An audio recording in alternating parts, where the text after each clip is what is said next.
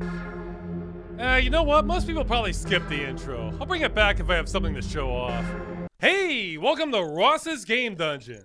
It is October, so that means Halloween is coming up. Now, every Halloween, I want to do everything I can. I want to watch scary movies, set up a haunted house, hide in the bushes at night near walkways wearing a hockey mask, but it seems like there's never enough time for it all. Even then, my plans can backfire. I'll think I'll have a scary game for sure, and it ends up being a bright and sunny day watching a genie get high. So this year, let's split the difference. We have a Halloween episode coming, but before that, we have some Halloween game appetizers to get us warmed up. None of these struck me as worth throwing a full episode towards, but a bite-sized trick-or-treat variety pack? Yeah, that sounds like Halloween to me, so let's do it. All right, first up is Camp Sunshine. What kind of camper are you? I guess I'm a normal camper.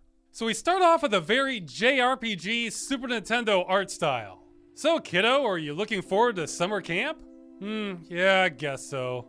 Hey, we'll have less of that attitude, young man. Wow, if mom is upset about that attitude, I think she has unrealistic expectations of people. In this case, teenagers. Maybe that's why she's getting divorced.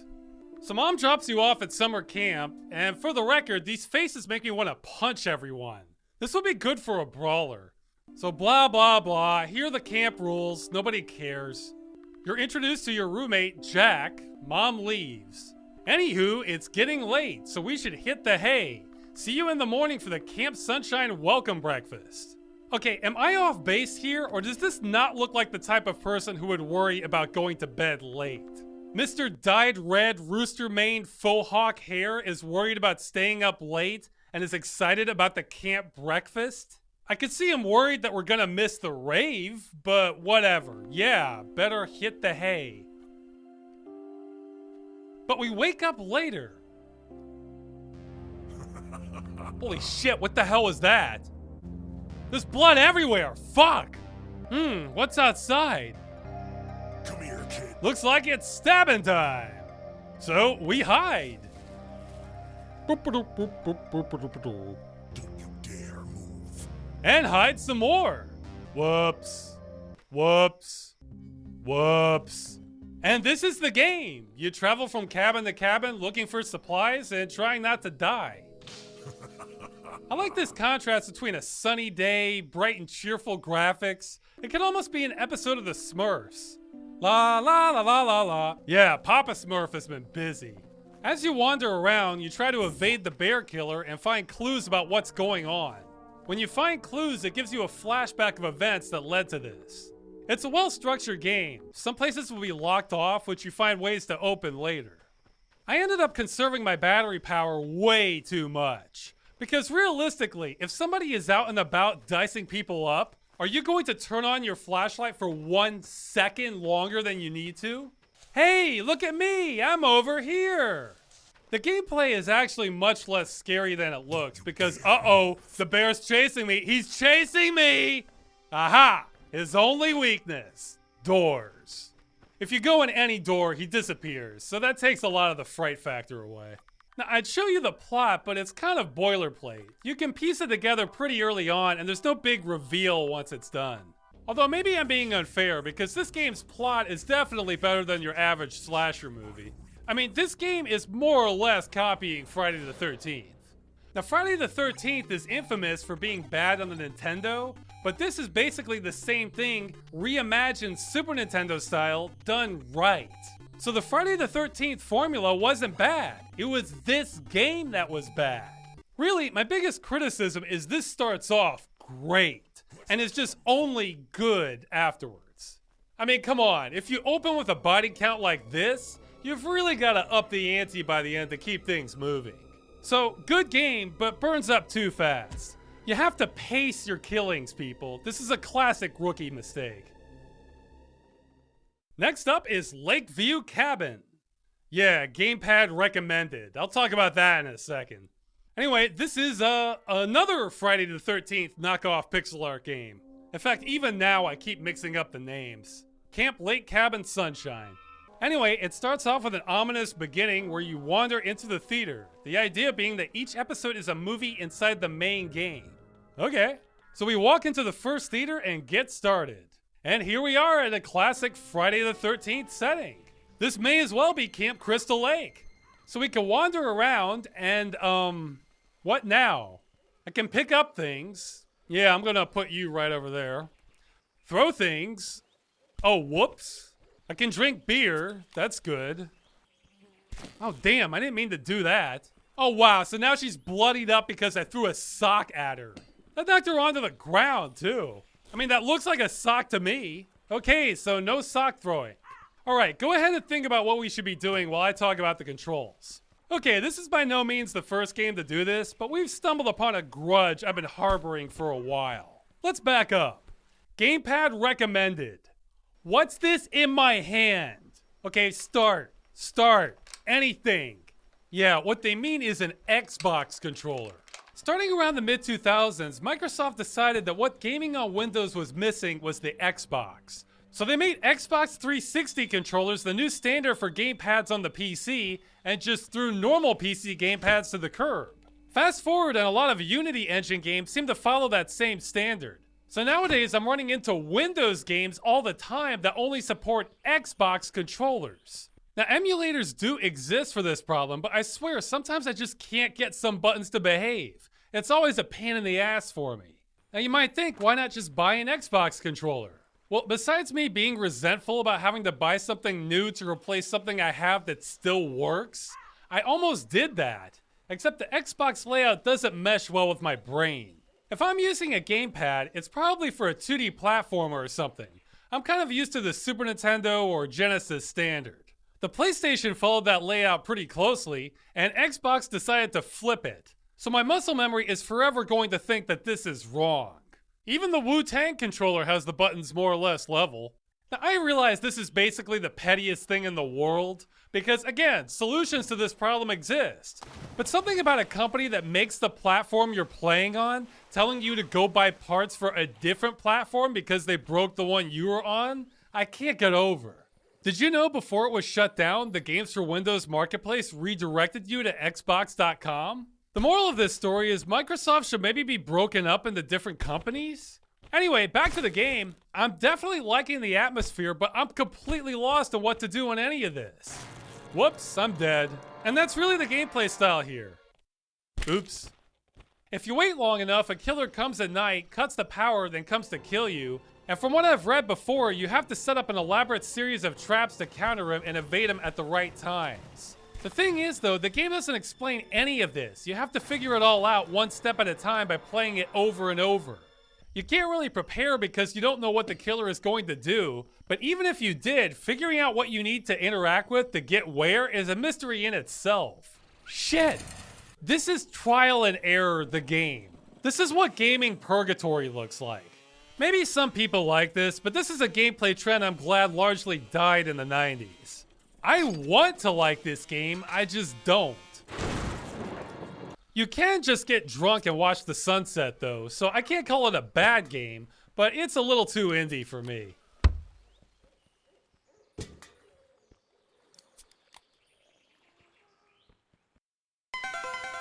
Halloween Harry. Yeah, I can only go so long and not talk about this game. I mean, come on. It's called Halloween Harry. It's a sort of almost classic in the platformer genre. Space Station Liberty. I love this space music. 2030, only 10 years, guys. I mean 12. So what's going on, Diane? Oop, an alien ship. We know where this is going.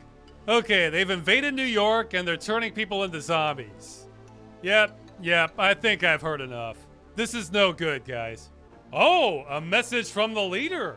Earth scum. You have 24 hours to turn control of the planet over to me, or I'll begin turning my hostages into brain-dead killer zombies. Well, you've already converted a bunch of them. This isn't a very strong negotiating position. If we resist you, you'll turn us into zombies. If we give in, you'll turn us into zombies. I'm not seeing the downside to resisting. Yeah, we sent in a team, they're all zombies now. Everybody's a zombie. Zombies. Okay, now she's talking about my weapons. Sounds righteous, Diane. Let's go. So the idea is you run around the level, you have a jetpack, that's good, and a flamethrower, that's good too. You know, there's nothing wrong with giving your character an awesome weapon right from the start and letting them keep it. These both need fuel though. You can buy it and other weapons from vending machines scattered around. That works. You rescue hostages, kill zombies, and find your way to the end of the level. And that's it. Rinse and repeat. There's a little bit of variety on the enemies, and the game is a complete maze. Oh yeah, this is fun. Even the very beginning of the game has a hidden ceiling. I don't like this crap unless it's a secret or something. Alright, you may not believe me, but I generally don't care about nostalgia. Call me a Philistine, but I think if a game is old, so what? I'm not into old games so much as I don't care when a game came out. If it's good and came out 20 years ago, awesome.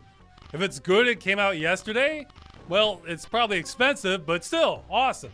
So is Halloween Harry an awesome game? Looking at it, I have to go with no. This wouldn't survive if it was released today. The gameplay is just too mundane to me. The levels are all practically the same thing, just with different backgrounds, and it's just one maze after another. I do like the idea of an office complex that actually looked like this, though. Suspended platforms everywhere inside some massive, larger complex. Things like this can get my imagination working. And the game tops off boss fights with explosions, so I can't complain about everything. Hell yeah. But if there's one thing that totally holds up from this game, it's the music. I still love the space station theme, and the menu theme, and credits theme, and yeah. It could stand maybe a slightly more modern rendition, but keep the notes the same, they're great. The shareware copy of this actually front-loaded all the best music into the game. Every single track in the shareware is a home run, all of them.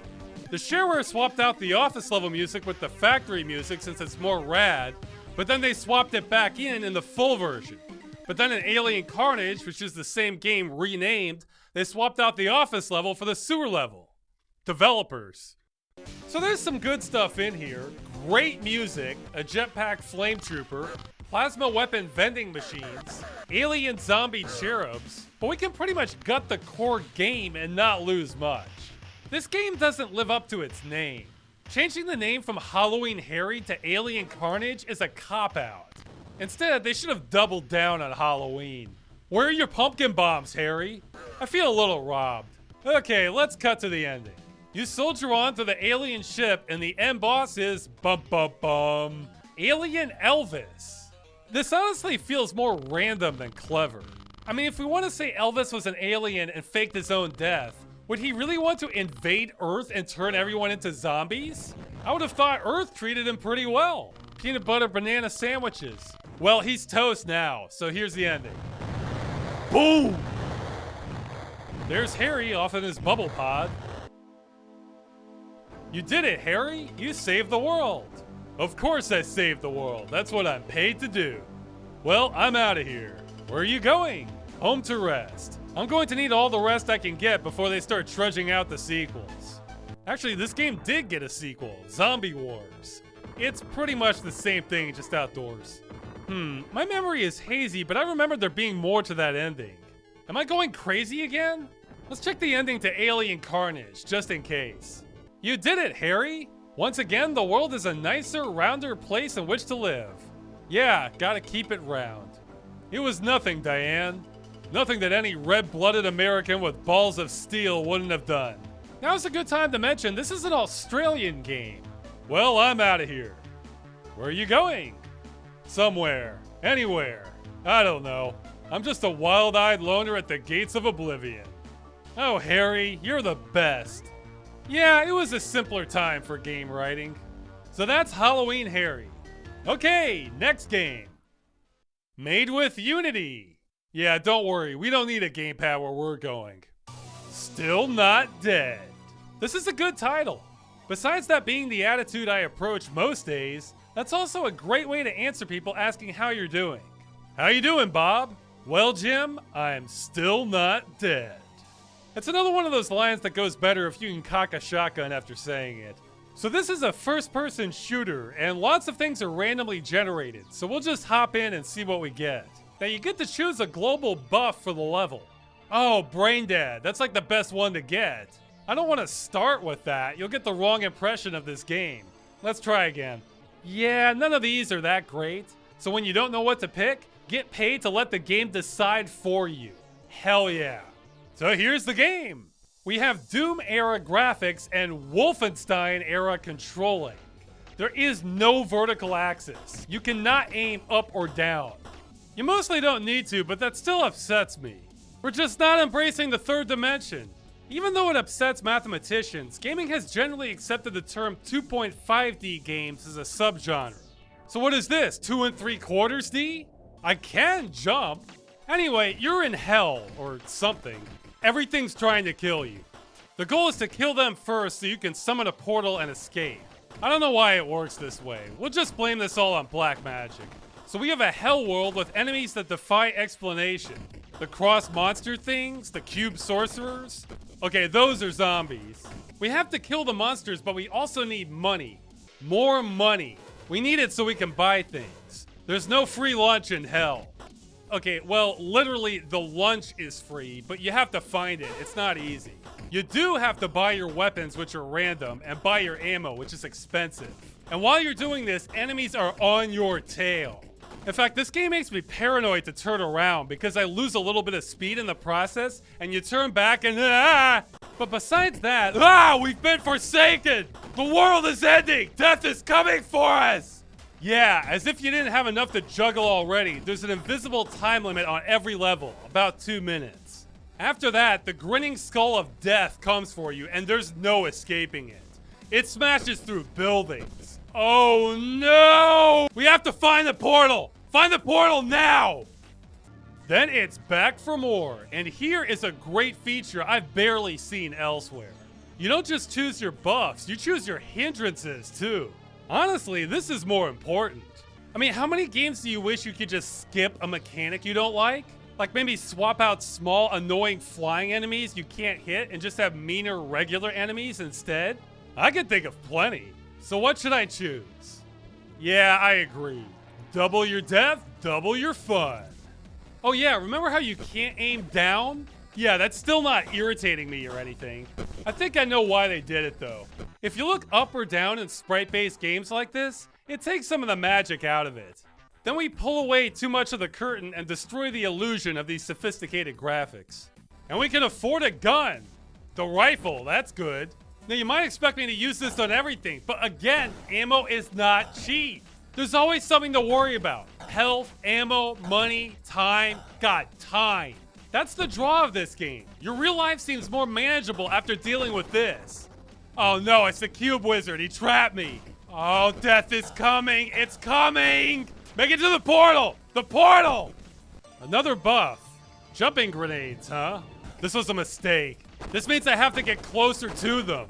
You can't throw grenades very far with your feet unless you're a good hacky sack player. Out of time again. They're coming for me. They're coming for me, guys. Ouch, that hurt. To the portal. I don't have time for lunch. Broken arm sounds good to me. I don't want to get close to these bastards. Get the food. Get the food. Get away from me, blob monster. It's that time again. Portal. 2 more levels to go. Explosive ammo sounds good. I mean, come on. Oh, they're messing me up. I don't know if I'm gonna make it. Oh no, the portal's not unlocked yet. Okay, there it is. Move. I need this ammo. Oh no, that was stupid. This is a trap. Come on, come on, come on. Yeah. Okay, last level. Yeah, sure, you can choose future options for me. I'll be enjoying the end credits. All right, I need to, oh no. I failed the game, now I'm dead. I didn't live up to the title. Okay, well, we have to do this again. I was almost there. This will be the fast version. I'll say the most frustrating thing about this game is you think you're heading towards ammo or weapons or something, but you have to snake around these complex layouts to get to where you need to go. I don't have time for that. Do I look like I have time for that? Yeah, Uzi. We'll save that for special occasions. These are bad. Fog it is. Die, die, die. Brain dead. Oh, we've got this now. And so the pattern continues. I have to say, this is the perfect lunch break game. If you have 15 minutes free and need to make the absolute most of it, this is the game to play. You'd be forgiven for thinking this is just some cheap cash-in game. I mean, maybe it is, I don't know. But the gameplay is actually there, and I'd love to see a more fleshed out game steal a lot from this. I'm a loud shopper. Sale, sale, sale! Anyway, I look at this game and it's giving me a certain vibe. Back in the 90s, the public thought games were just for kids, but then Doom and Mortal Kombat came out and started scaring everybody. Congress was questioning if we should ban them. Bill Gates was giving press conferences in a trench coat with a shotgun. It was the end of the world. Well, I see this game and I feel like this is what they were afraid of. This is what they were trying to prevent. This is it. These satanic monsters with the inverted crosses on their heads, the violence, the curses, the haunting music. This game will swallow your soul. You can just feel the evil emanating from it. If you play this game, you better get good at surviving hell, because that's where you're going next. So let's buckle down and do this. Final level. It's the same thing, except this time I have an Uzi. Let's see if hell notices the difference. I think it does. That's it. Portal unlocked. Go, go, go. And I can't move. Did I make it? Still not dead. And nothing. It's just an endless wave. Dante talks about the layers of hell, but looks like it's more of a Mobius strip. This game needs more stuff at the end of the tunnel. Either give me an ending or give me more to discover at the edges. If I can survive to wave 100, I want to see new lands, unfathomable horrors, or secrets of the universe or something. Oh, it's early access. I didn't even notice. I got this with a bundle of non-early access games. It doesn't say early access on Steam. Nothing is sacred. So I guess I tricked myself this time. Alright. Well, that does it for this sampler pack. Stay tuned for some more. Until next time, stay not dead.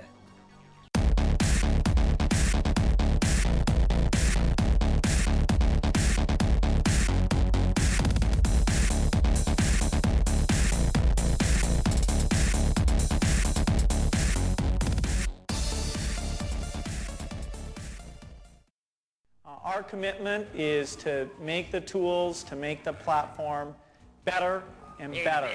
Yeah. Don't interrupt me.